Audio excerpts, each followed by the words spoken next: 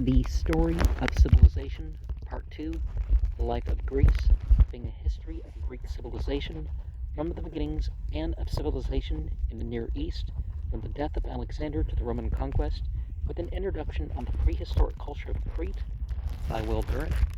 Chapter 16, The Conflict of Philosophy and Religion.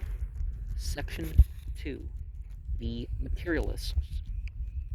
As Parmenides' denial of motion and change was a reaction against the fluid and unstable metaphysics of Heraclitus, so his monism was a counterblast to the atomism of later Pythagoreans, for these had developed the number theory of their founder into the doctrine that all things are composed of numbers in the sense of indivisible units.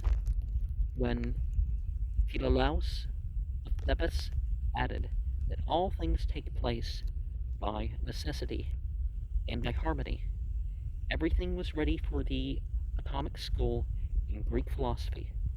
About 435, Eukippus of Miletus came to Elea and studied under Zeno. There, perhaps, he heard of the number atomism of the Pythagoreans, for Zeno had aimed some of his subtlest paradoxes at this doctrine of plurality. Eukippus finally settled in Abdera, a flourishing Ionian colony in Thraca. Of his direct reaching, only one fragment remains. Nothing happens without a reason, but all things occur for a reason, out of necessity. Presumably it was an answer to Zeno and Parmenides that Eukippus developed the notion of the void, or empty space. In this way, he hoped to make motion theoretically possible as well as sensibly actual. The universe, says Eukippus, contains atoms in space and nothing else. Atoms tumbling about in a vortex fall by necessity into the first forms of all things. Like attaching itself to like, in this way arose the planets and the stars. All things, even the human soul, are composed of atoms. Democritus was the pupil or associate of Eukippus in developing the atomistic philosophy into a rounded system of materialism. His father was a man of wealth and position in Abdera.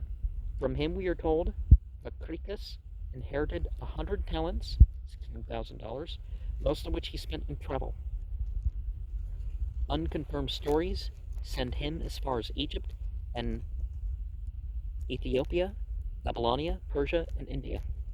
Among my contemporaries, he says, I have traveled over the largest portion of the earth in search of things the most remote, and have seen the most climates and countries, and heard the largest number of thinkers.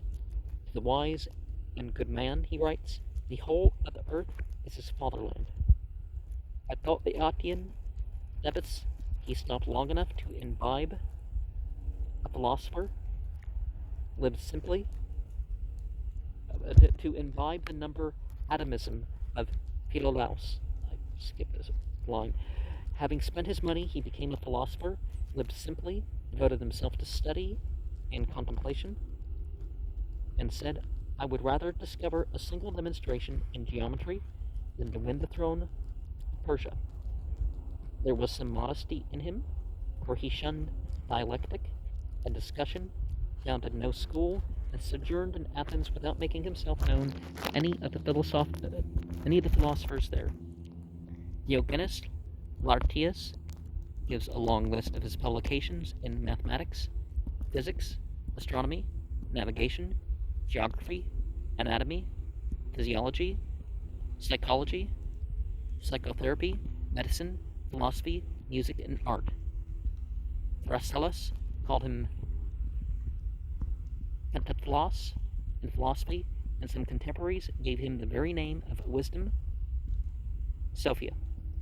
His range was as wide as Aristotle's, his style as highly praised as Plato's. Francis Bacon, in no perverse moment, called him the greatest of ancient philosophers. He begins, like Parmenides, with a critique of the senses. For practical purposes, we may trust them, but the moment we begin to analyze their evidence, we find ourselves taking away from the external world, layer after layer, of the color, temperature, flavor, savor, sweetness, bitterness, and sound that the senses lay upon it. These secondary qualities are in ourselves, are in the total process of perception, not in the objective thing. In an earless world, a falling forest would make no sound, and the ocean, however angry, would never roar. By convention, mamas, sweet is sweet, bitter is bitter, hot is hot, cold is cold, color is color, but in truth there are only atoms and the void.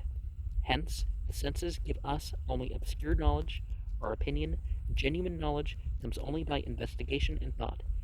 Verily, we know nothing, truth is buried deep, we know nothing for certain, but only the changes produced in our body by the forces that impine upon it. All sensations are due to atoms discharged by the object and falling upon our sense organs. All senses are forms of touch. The atoms that constitute the world differ in figure, size, and weight.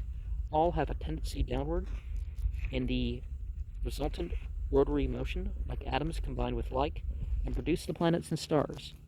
No nous, or intelligence, guides the atoms. No empedoclean love or hate assorts them, but necessity, the natural operation of inherent causes, rules over all. There is no chance. Chance is a fiction invented to disguise our ignorance. Now, that last line I would totally agree with. That would be supported. The quantity of matter always remains the same. None is ever created and none ever destroyed. Only the atom combinations change. Forms, however, are innumerable. Even of worlds, there is probability, an infinite number coming into being and passing away in an indeterminable pageantry. Organic beings arose originally from the moist earth. Everything in man is made of atoms. The soul is composed of tiny, smooth, round atoms, like those of fire. Mind, soul, vital heat, vital principle are all one and the same thing. They are not confined to men or animals, but are diffused throughout the world. And, in man and other animals, the mental atoms whereby we think are distributed throughout the body. Lucretius attributes a kind of psychophysical parallelism to the great Democritus, who laid it down that the atoms of the body and the atoms of the mind are placed one beside one, alternately in pairs, and so link the frame together. Nevertheless, these fine atoms that constitute the soul are the noblest and most wonderful part of the body. Well, that's one way to think of it, because the spiritual realms are different, but there's sort of a spiritual substance, you could say. But it's not what we mean by matter. Nevertheless, these fine atoms that constitute the soul are the noblest and most wonderful parts of the body. The wise man will cultivate thought, will free himself from passion, superstition, and fear, and will seek it in contemplation and understanding the modest happiness available to human life. Happiness does not come from external goods. A man must become accustomed to finding within himself the sources of his enjoyment. Culture is better than riches. No power and no treasure can outweigh the extension of our knowledge. Happiness is fitful, and sensual pleasure affords only a brief satisfaction. No one comes to a more lasting content by acquiring peace, of serenity of soul, ataraxia, perhaps, good cheer, euthymia, moderation, metriotes, and a certain order and symmetry of life. Bu, symmetria. We may learn much from the animals, spinning from the spider, building from the swallow, singing from the nightingale and the swan, but strength of body is nobility only in beast of burden, strength of character is nobility in man. So, like the heretics of Victorian England, Democritus raises upon his scandalous metaphysics a most presentable ethic.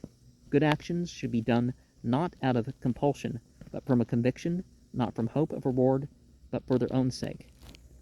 And certainly hope and fear and love and hate that can be brought to the forefront as something else, but yeah, it should be if you judge something the best deeds or whatever, that's really tends to be the best position to be in. A man should feel more shame in doing evil before himself than before all the world. He illustrated his own precepts and perhaps justified his own counsels by living to the age of 109, or as some say, to merely 90 years. Diogenes Laertius relates that when Democritus read in public his most important work,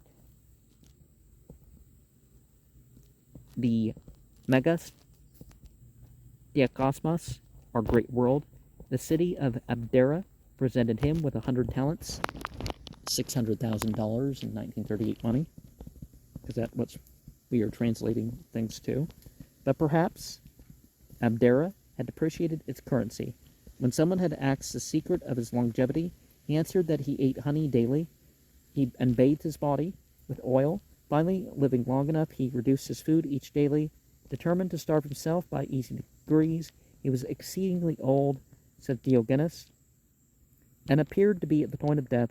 His sister lamented that he would die during the festival of Thespaphoria, which would prevent her from discharging her duties to the goddess. So he bade her be of good cheer and bring him hot loaves or a little honey every day. And by applying these to his nostrils, he kept himself alive over the festival. But when the 3 days of the feast were past, he expired without any pain, as Hipparchus assures us, having lived 109 years.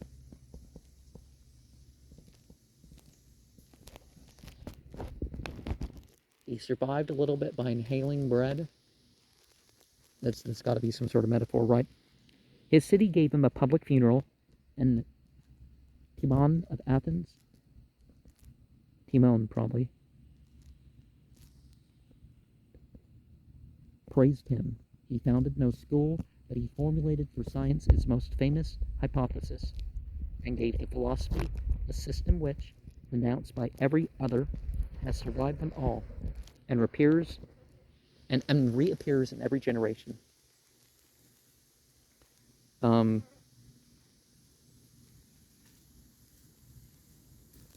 There have been people that, if they didn't move every so often, you would kind of think they were dead.